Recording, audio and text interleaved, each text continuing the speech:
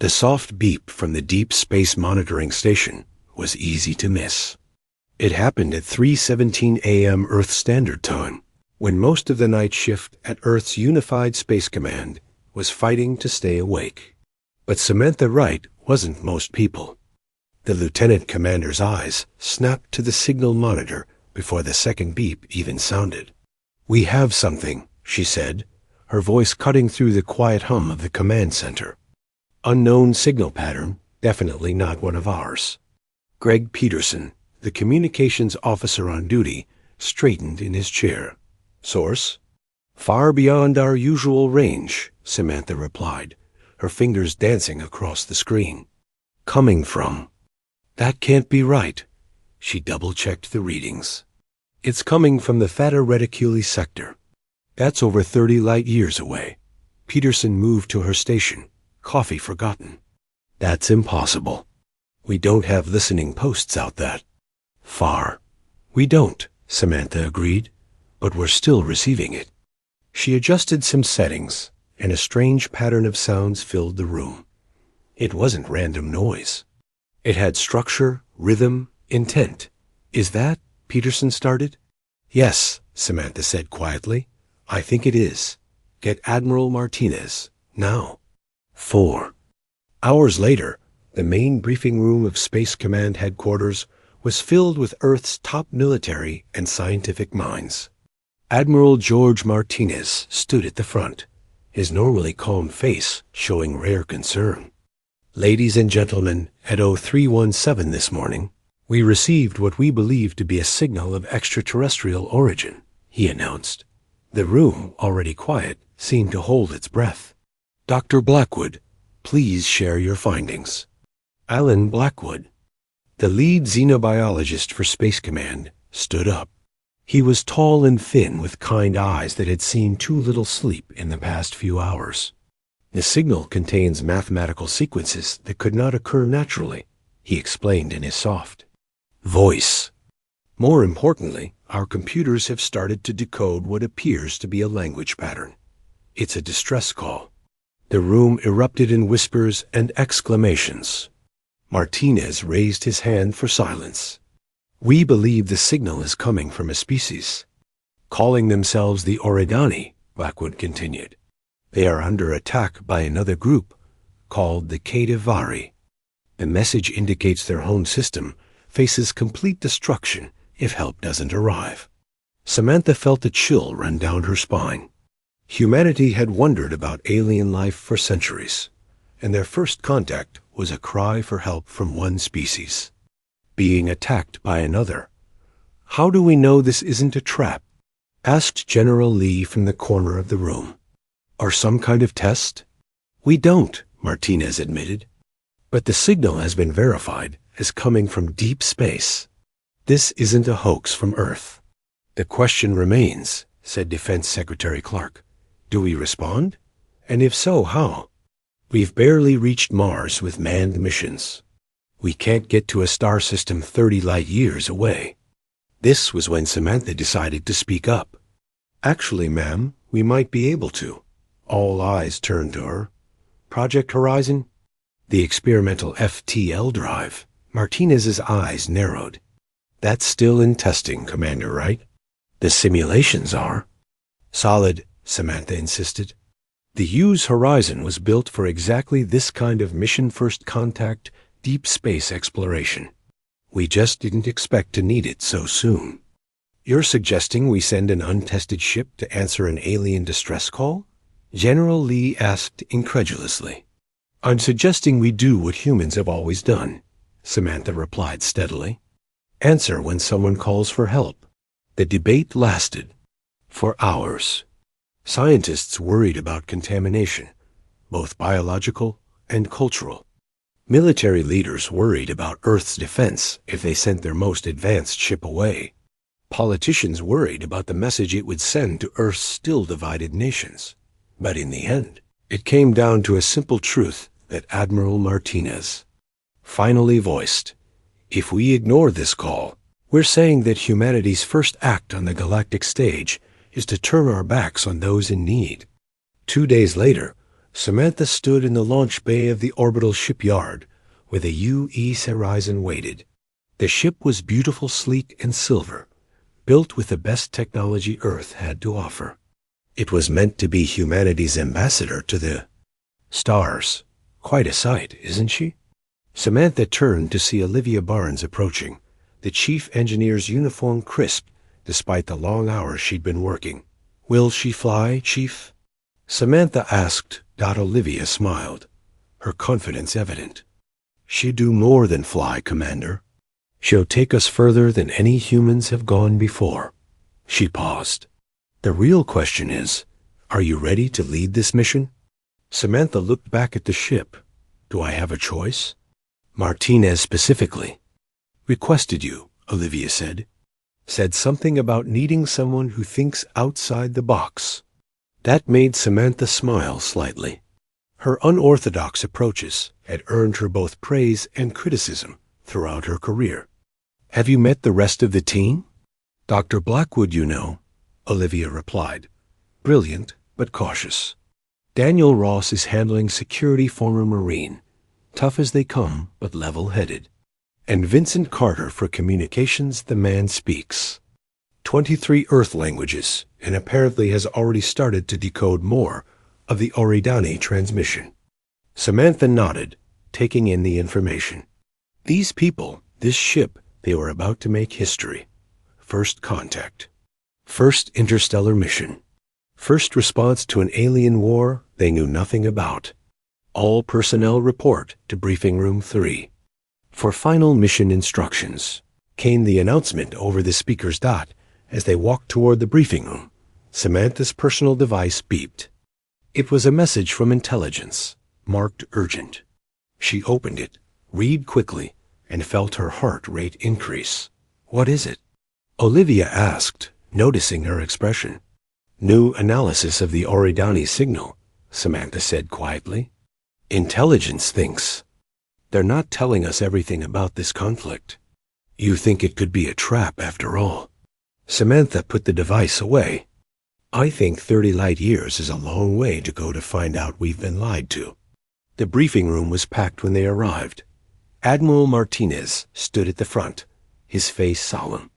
"In 24 hours, you will embark on the most important mission in human history," he began. "The U.S. Horizon will attempt our first faster-than-light journey to answer the Oridani distress call. Your primary mission is humanitarian, offer assistance and protection if possible. Your secondary mission is diplomatic, establish first. Contact protocols and learn what you can about both species involved in this conflict." He paused, looking at each crew member in turn. "What you're about to do is dangerous, unprecedented, and absolutely vital. You carry with you not just the flag of Earth, but the very essence of what humanity aspires to be. Be cautious, be brave, and remember you are the face of humanity now." As the briefing ended and the crew dispersed to make final preparations, Samantha lingered, staring at the star map showing their destination. "Having second thoughts, Commander?" Martinez asked, approaching her. "Not about going," she replied honestly, "but about what we'll find when we get there." The Admiral nodded. "That's why you're in command, right? You question everything, but you still move forward." He looked at the map with her. "Whatever is waiting for us out there, I believe humanity's first step should be to help, not hide."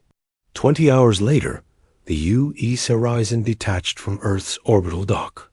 As the ship cleared the safety zone, Samantha gave the order that would change humanity's place in the universe forever. "Engage FTL drive," she said clearly. "Let's answer that call."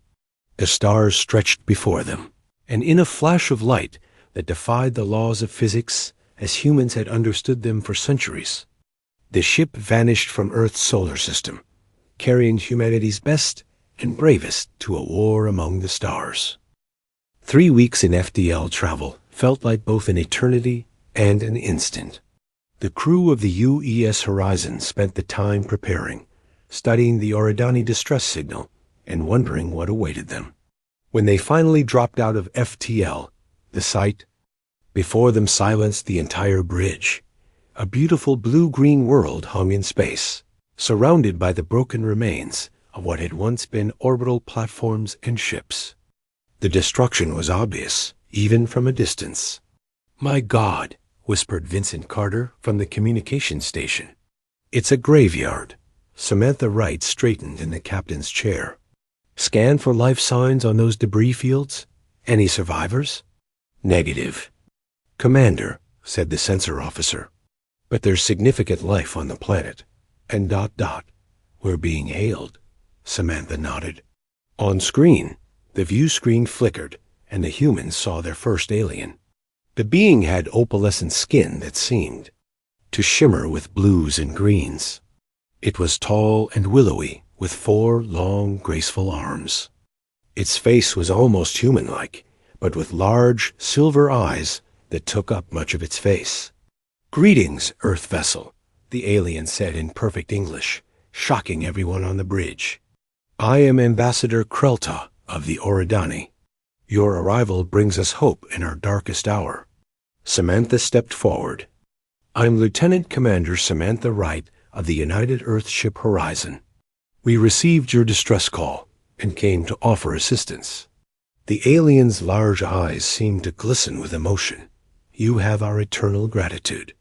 Please bring your ship to our central spaceport. We have prepared for your arrival." After the communication ended, Dr. Blackwood approached Samantha. "They've been studying our language. They must have been monitoring our transmissions for years." "That's not concerning at all," Security Officer Daniel Ross muttered. "Let's not jump to conclusions," Samantha said. "They needed help and wanted to communicate clearly. I'd have done the same." The horizon descended through the atmosphere, too. A gleaming city of crystal and silver. When they landed, a delegation of Oridani waited. Up close, the aliens were even more striking, tall and slender, moving with a grace that seemed almost impossible. Ambassador Krelta stepped forward, all 4 hands spread in a gesture of welcome. "Welcome to Orida, friends from Earth. You honor U.S. with your presence." The Earth delegation disembarked. Samantha noticed immediately how the Oridani seemed to stare at them with a mixture of fascination and something that looked surprisingly like fear. Inside a grand meeting hall, the Oridani leaders explained their situation. They were a peaceful species that had never developed weapons. Their technology was incredibly advanced in medicine, energy production, and manufacturing, but they had never conceived of violence as a solution to problems. "We are scholars, artisans, and explorers," Krelta explained. "When the Kate Davari arrived, demanding our resources, we offered to share. When they demanded more, we gave more. But their demands never ceased." "You never fought back?" Daniel Ross asked, clearly struggling with the concept. The Oridani looked confused. "Fight? No. Why would we cause harm to another being? It is not our way." Dr. Blackwood, who had been unusually quiet, suddenly spoke. "May I ask a personal question, Ambassador? What do you think of us physically, I mean?" The question seemed strange, but Krelta answered honestly. "You are ... fascinating creatures. So dense, so solid. Your movements are quick and decisive, in a way that is both impressive and..." The ambassador hesitated. "Frightening?" Dr. Blackwood suggested. "Yes," Krelta admitted. "Your bodies seem built for conflict in ways we can barely comprehend." Later, in a private meeting with the Earth team, Dr. Blackwood explained his theory. The Oridani evolved on a world with minimal gravity and no predators. Their bodies are light, their bones fragile by our standards. We, on the other hand, come from what they would classify as a death world high gravity, extreme weather, dangerous fauna, and constant evolutionary pressure. So to them, we're monsters? Olivia Barnes asked. "More like biological marvels." Blackwood corrected. "Their scientists can't believe our bone density, our muscle mass, or our reflexes." and they're terrified by the concept of adrenaline, the idea that our bodies automatically prepare for violence is alien to them. Samantha considered this information. That explains their reaction when we toured their defense center. They had all this advanced technology, but had never thought to use it for protection. They don't even have a word for weapon in their language, Vincent added. They had to create one to communicate with us. Their discussion was interrupted by an alarm. They rushed to the command center, where Origani operators moved with nervous energy. A Kadavari scout ship has entered the system, Krelta informed. They always send scouts before their raiding parties. What will you do? Samantha asked. The Oridani looked confused. Do? We will prepare to surrender whatever they demand, as we always have. Daniel Ross stepped forward. Commander, we can't just let these raiders take whatever they want. Samantha studied the scout ship on the display. It was crude compared to Oridani technology, essentially a weaponized mining vessel. An idea formed in her mind. Ambassador, would you allow us to show you what we call defense? The Oridani looked uncertain, but nodded. Samantha turned to her. Team, prepare the horizon for intercept. Olivia, can we adapt some of the Oridani energy systems to boost our shields and weapons? Give me 2 hours, the engineer replied, with a confident smile. As the humans prepared. The Oridani watched with a mixture of horror and fascination. They had never seen beings move with such purpose, such coordination, such aggression. Are you truly going to attack them? Krelta asked Samantha as she reviewed tactical displays. We're going to defend you, she corrected. There's a difference. I do not understand the difference, the ambassador admitted. Samantha tried to explain. Attack means seeking to cause harm for your own benefit. Defense means preventing harm to yourself or others. We won't destroy them unless absolutely necessary, but we will stop them. The UES Horizon launched to intercept the Kadavari scout. Up close, the alien ship looked even more crude, a patchwork of metal and machinery with weapons bolted onto its hull. Hail them, Samantha ordered. The view screen showed a reptilian being with scales and sharp teeth. Its eyes widened at the sight of humans. This is Lieutenant Commander Wright of Earth. The Oridani are under our protection. Withdraw immediately. The alien hissed something that the translator couldn't catch, then cut the communication. The scout ship's weapons powered up. There. Targeting us, Daniel reported. Samantha's face hardened. Target their weapon systems only. Fire. The Horizon's weapons lanced out, precisely disabling the scout's main cannons. The Kadavari ship spun, attempting to flee. Disable their engines, Samantha ordered. Another precise shot left the ship drifting. Back on the planet, the Oridani watched the display in stunned silence. They had never seen conflict resolved through controlled violence before. The scout will report our presence, Samantha told Krelta after they returned. A larger force will come. Then we are doomed, the ambassador said sadly. No, Samantha replied, determination in her voice. You're not doomed. You're protected. Earth answered your call, Ambassador. And while we Deathworlders don't do gentle, we also don't abandon those who need us. For the first time, the Oridani seemed to understand that the humans' capacity for violence might be the very thing that would save them. The news spread quickly among the Oridani. Strange beings from a distant world had done something unprecedented. They had fought back against the Kadavari and won. Crowds gathered outside the Earth delegation's quarters, trying to catch glimpses of the Deathworlders who had protected them. Samantha Wright knew they had little time.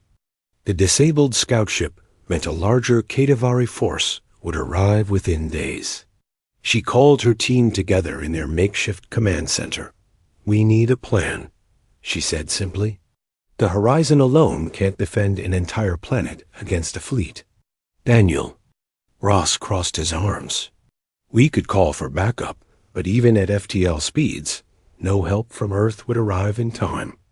Then we work with what we have, Samantha replied. She turned to Chief Engineer Olivia Barnes. What have you learned about Oridani technology? Olivia's eyes lit up. It's amazing, Commander. Their energy systems are decades beyond ours. They've just never thought to use them defensively. Could we adapt them? With their help? Absolutely.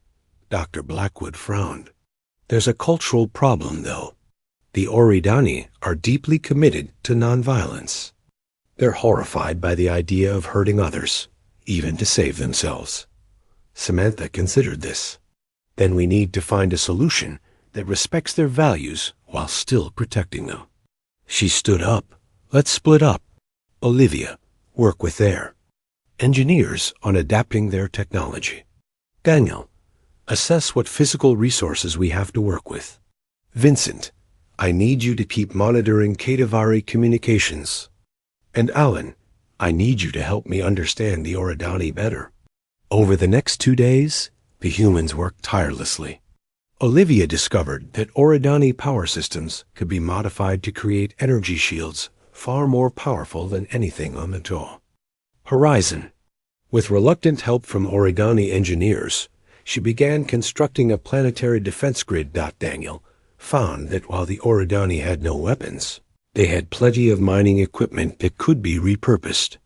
He also identified a small group of Oridani who were willing to learn defensive tactics, not to fight, but to help evacuate others if necessary.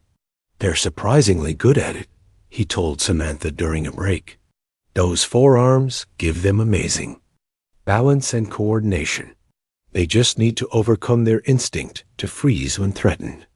Meanwhile, Dr. Blackwood spent hours with Ambassador Krelta, learning more about Oridani culture and carefully introducing concepts like protection and defense without violating their ethical principles. They see all life as connected. He explained to Samantha, violence against another is, to them, violence against the self. But they do understand protection. They have powerful medical technology designed to shield the body from disease. We just need to help them extend that concept. On the 3rd day, Vincent Carter made a critical discovery while monitoring Kadavari transmissions.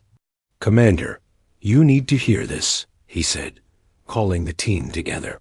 I've been analyzing their communications patterns and ship movements. The Kadavari aren't just random raiders. They're running from something. Running from what? Samantha asked. They call it the Void. I don't have details yet, but whatever it is, they're terrified. They're not attacking the Oridani out of pure malice. They're desperate for resources to continue their own flight.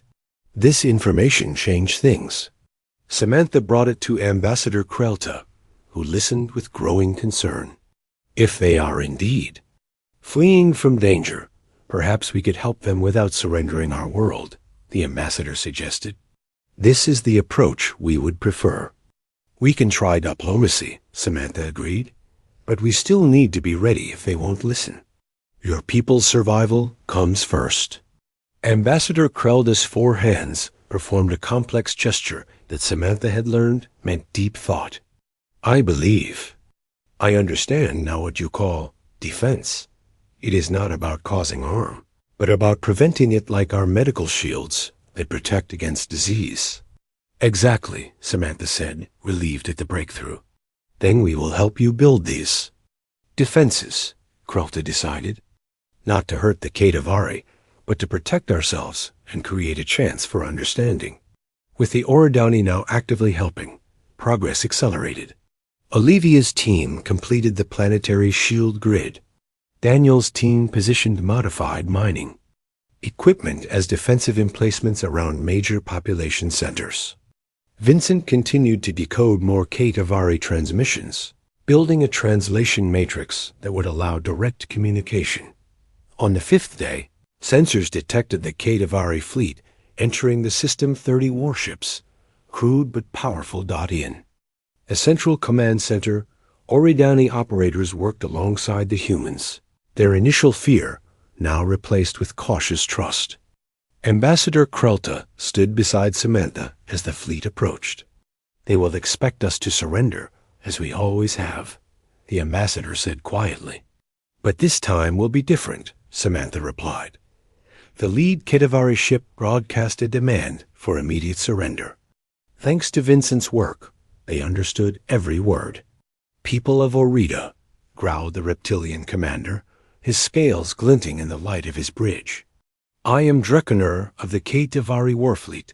Surrender your resources as tribute or face destruction."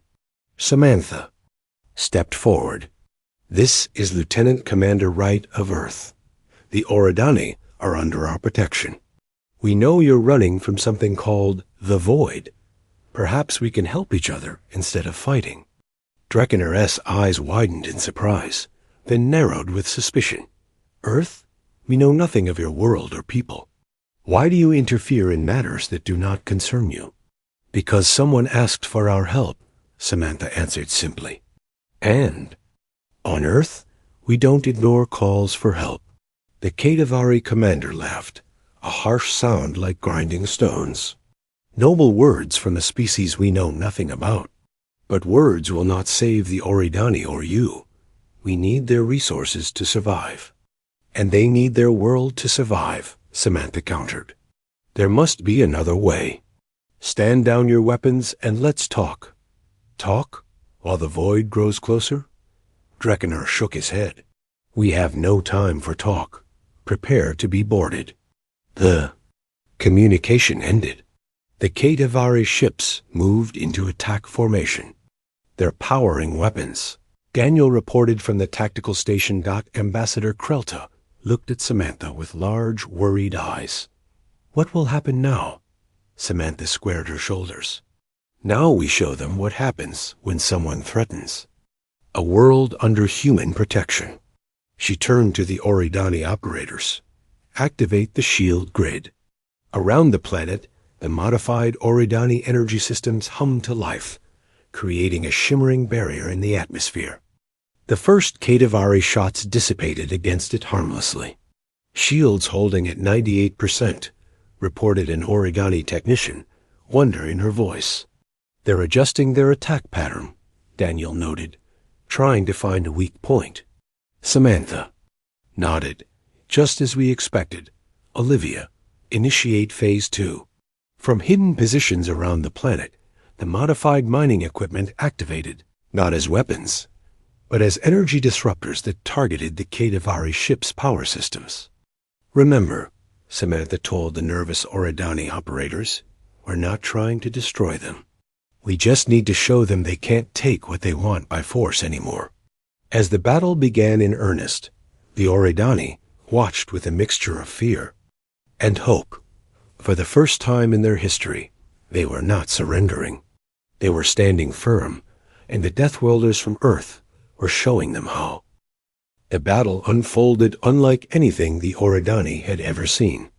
The Kitavari ships attacked in waves, their crude but powerful weapons hammering against the planetary shield. Each impact made the command center shake, but the shields held. "There, concentrating fire on Section 7, Daniel Ross called out. "Trying to create a breach point," Samantha nodded. "Redirect power from Sections 3 and 5 to reinforce it." An Oridani operator, who just days ago had never imagined participating in conflict, made the adjustments with trembling hands. The shield in Section 7 brightened as it received more power. "This is working," Ambassador Krelta said with wonder. "We are actually stopping them." "This is only the beginning," Samantha warned. "They'll adapt their tactics soon." She was right. The Kitavari fleet suddenly split into smaller groups, attacking from multiple angles. 3 ships broke away and headed toward the UES horizon, which orbited near the shield generators. "They've identified the horizon as a threat," Daniel said. "Commander, we need to move the ship." "No," Samantha replied. "This is our chance. Olivia, are you ready with the pulse?" The chief engineer's voice came through the comm system. "Ready, Commander, but we'll only get one shot at this. All Oridani." "Operators brace for temporary shield fluctuation," Samantha announced. "Olivia, on my mark, ... now." From the horizon, a pulse of concentrated energy burst forth, not a weapon, but a massive disruptor wave, calibrated to the Kadavari ship's power frequency. As it spread outward, the Kadavari vessels suddenly went dark, their weapons and engines disabled. "It worked!" Olivia shouted over the comm. "Their power systems are temporarily offline." "How long will they stay that way?" Samantha asked. 20 minutes, maybe 30. Samantha turned to Vincent. "Open a channel to Drakenar's ship." The view screen activated, showing the Kadavari commander's bridge lit only by emergency lights. Drakenar looked furious. "What have you done to my ships?" he snarled. "Disabled them temporarily," Samantha answered calmly. "We could have destroyed them, but that's not our way. Now will you talk?" Before Drakenar could answer, a massive explosion rocked the horizon. Alarms blared throughout the command center. What happened? Samantha demanded. "A Kadavari vessel was playing dead," Daniel reported. "They rammed one of our shield generators. Sections 2 through 4 are failing. Through the gap in the shields, several Kadavari landing craft shot toward the surface. They're heading for the main city." An Oridani called out in panic. Samantha made a quick decision. "Daniel, take a team to protect the city center. Ambassador, get your people to the shelters we prepared. Vincent, keep working on communicating with their fleet." Daniel grabbed his gear. "I'll need volunteers." To everyone's surprise, several Oridani stepped forward. One of them, a tall engineer named Leary, spoke up. "We have learned your defensive movements. We will help protect our people." As Daniel led his team to the transport, Samantha returned her attention to the disabled Kadavari fleet. "Olivia, how quickly can we repair that shield generator?" "With Oridani help? Maybe an hour." "Do it. We need those shields back up before their ships regain power." In the city center, chaos erupted as Kadavari troops landed. They were reptilian beings, heavily armored and carrying energy weapons. Citizens ran in panic, having never experienced an attack on their world before. Daniel positioned his mixed team of humans and Oridani at key points. "Remember," he told the Oridani volunteers, "focus on getting people to safety. We'll handle the Kadavari." The Kadavari soldiers advanced, firing indiscriminately. One group headed toward a building where Oridani children had taken shelter. Daniel and 2 security officers intercepted them, using stun weapons to disable the attackers without killing them. And Neon, Oridani named Leary, used her 4 arms to quickly guide the children to safety, moving with surprising speed and grace. "This way," she called. "Follow me to the underground shelter." Across the city, similar scenes played out as the small human team and their Oridani allies worked to protect civilians while minimizing casualties on both sides. Back in orbit, Samantha faced a new crisis. The horizon sensors detected a massive energy buildup in Drakenar's flagship. "They're overloading their core," Olivia reported from the repair team. "If that ship explodes near the planet, it could cause catastrophic damage even through our shields." Samantha knew she needed to act quickly. "Prepare the horizon for immediate intercept. We need to get that ship away from the planet." As the horizon moved toward the flagship, Samantha opened a channel to Drakenar again. "Stop this now. You'll kill your own people along with the Oridani." The Kadavari commander's eyes blazed with desperate fury. "Better to die here than face what comes from the void. You've doomed us all by interfering." "We can still help you," Samantha insisted. "Tell us what you're running from." For a moment, Drakenar seemed to hesitate. Then alarms blared on his bridge. "Too late," he growled. Core overload in 2 minutes. Avoid consumes all eventually. He cut the transmission. Samantha turned to her bridge crew. Options? We could try to tow the ship away with a tractor beam, suggested the pilot. Not enough time, Samantha said. We need to. Her words were cut off as the ship rocked violently. A console exploded, throwing Samantha to the floor. Pain shot through. Her side as a piece of metal embedded itself there. Commanders hit. Someone shouted Dot through blurring vision. Samantha gave her order. Lock tractor beam on that ship and drag it away from the planet.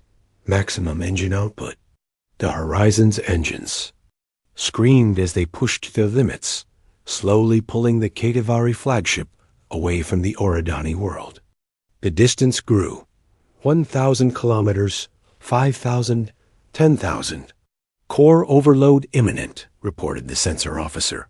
Release tractor beam and get us out of here, Samantha ordered, pressing a hand to her bleeding side. The Horizon. Cut the beam and accelerated away, just as the Katavari flagship exploded in a blinding flash of light. The shockwave caught the Earth ship, tossing it like a leaf in a storm.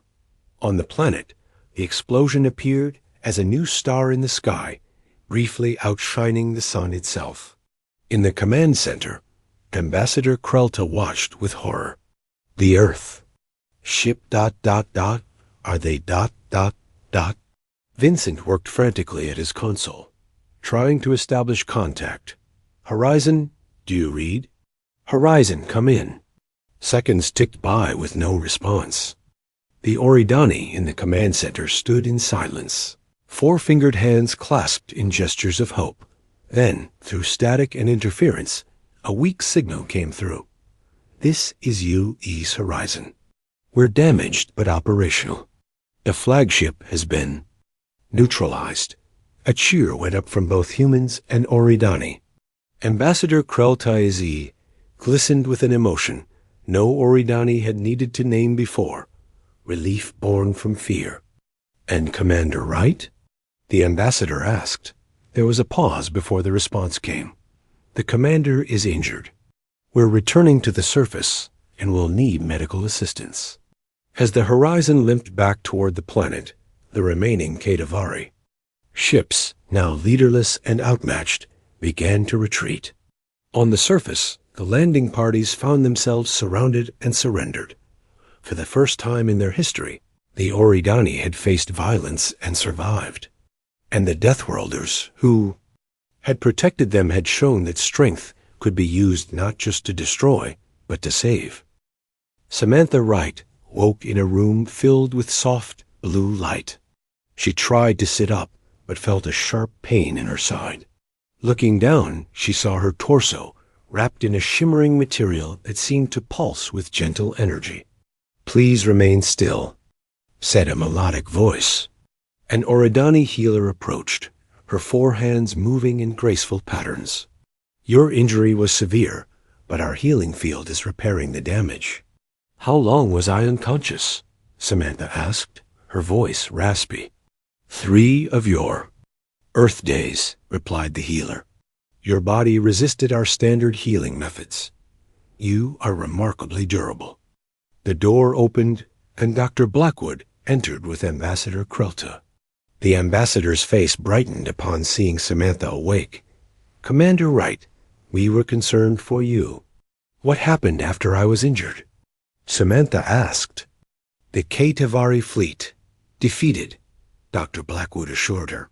After Dreckener's ship was destroyed, the remaining vessels retreated. The landing parties surrendered. Casualties? Minimal on both sides, Ambassador Krelta said. Your strategy? Of disabling rather than destroying worked well. We have taken the Katavari soldiers as... The ambassador hesitated, searching for a word. Prisoners? Samantha suggested. Guests under supervision, Krelta corrected gently. We are not familiar with the concept of prisoners. Despite her pain, Samantha smiled. What about my crew? The Horizon? Your ship sustained damage, but is being repaired with Oridani help. Dr. Blackwood explained. Your crew as well. Officer Ross has been especially helpful in establishing security protocols. Ambassador Krelta moved closer. Commander, one of the Kadivari officers has requested to speak with you. He says he has important information about the void that Drekenar mentioned. I need to hear what he has to say, Samantha said, trying again to sit up. The healer made a displeased sound. You require at least one more day in the healing field. Can he come here? Samantha asked. An hour later, a Kadivari officer was escorted into the healing chamber. He was smaller than Drekenar had been, with lighter-colored scales and a missing eye. Daniel Ross accompanied him, weapon ready. This is Sub-Commander Vector, Ambassador Krelta introduced. He has agreed to share information in exchange for fair treatment of his people. The Kadivari looked at Samantha with his one good eye. You fight well for a species we've never encountered. You could have destroyed us all, but you didn't. Why? That's not our first choice, Samantha replied. We prefer to solve problems without unnecessary destruction. Viter made a rasping sound that might have been a laugh. We were like that once, before the void found our homeworld. What exactly is the void? Samantha asked. The Kadivari's eye darkened. Not what? Who? The void is what we call a species. That consumes worlds. They appear in great ships that blot out the stars. They take what they want and destroy everything else. He continued, describing how the Kadivari had once been peaceful traders until the void destroyed their homeworld. The survivors became refugees and raiders out of desperation. We needed resources to keep running, Victor explained. The Oridani had plenty and never fought back. We told ourselves it was necessary for survival. And now? Ambassador Krelta asked. Now we have nowhere left to run, Victor admitted. The void follows, always. They will be here within a year. The room fell silent as the implication sank in. Finally, Samantha spoke. Then we need to prepare. Not just the Oridani, not just the Kadivari, but Earth too. We need to work together. 2 weeks later, Samantha stood on a balcony overlooking the Oridani capital city. Her side still ached, but the miraculous healing technology had repaired most of the damage. Beside her stood Ambassador Krelta, and surprisingly, Victor. Below them, an unprecedented scene unfolded. Oridani, Kadivari, and humans working together. Olivia Barnes directed a mixed team adapting Oridani energy technology into more powerful shield systems. Daniel Ross trained volunteers from both alien species and evacuation procedures. Dr. Blackwood and Vincent Carter facilitated communication between the three very different cultures. I never imagined such cooperation was possible, Ambassador Krelta said softly. Our people are learning from each other. Necessity makes strange allies, Vector observed. But I admit there is wisdom in this approach. The void cannot be fought by one species alone. Samantha watched as an Oridani engineer with 4 nimble arms worked alongside a strong Kadivari who could lift heavy components, while a human technician programmed the delicate control systems. We each bring something different, she said. The Oridani have advanced technology and brilliant minds. The Kadivari have strength and knowledge of the void. And humans bring the Deathworlder perspective. Ambassador Krelta finished. The ability to face danger and fight when necessary, but also the wisdom to know when not to fight. A young Oridani approached, holding a communication device. Commander Wright, there's a message from Earth. Samantha took the device and read the message. Her face broke into a smile. Earth has received our reports. They're sending a fleet, not just warships, but science vessels, diplomatic ships, and colony support craft. They'll be here in 6 months. Will that be enough against the void? Victor asked. I don't know, Samantha admitted. But it's Start. That evening, a ceremony was held in the Grand Hall of the Oridani government. Representatives of all three species gathered as Ambassador Krilta formalized the alliance. Today, we unite not in fear, but in hope, the ambassador announced. For millennia, the Oridani believed the universe was fundamentally peaceful. The Kadavari believed only the strong survive. Earth brings a third perspective, that strength used wisely can protect peace. The ambassador raised all four hands in a gesture that encompassed everyone present. We named this the Deathworlder Pact, in honor of those who answered our call when we needed them most. After the ceremony, Samantha found herself alone with Dr. Blackwood, watching the three species mingling. "You know what's interesting?" Blackwood said. "The Oridani evolved on a world with no threats, so they never developed aggression. The Kadavari faced a sudden extinction-level threat and became purely aggressive. But humans... we evolved with constant threats," Samantha finished. "Not extinction level, but enough to make us tough." Exactly. Earth is dangerous enough to make us strong, but not so dangerous that we only think about survival. We had the luxury of developing compassion alongside our strength. Samantha considered this as she watched an Oridani child shyly approach, Kadavari warrior, offering a small glowing orb as a gift. After a moment's hesitation, the warrior accepted it with surprising gentleness.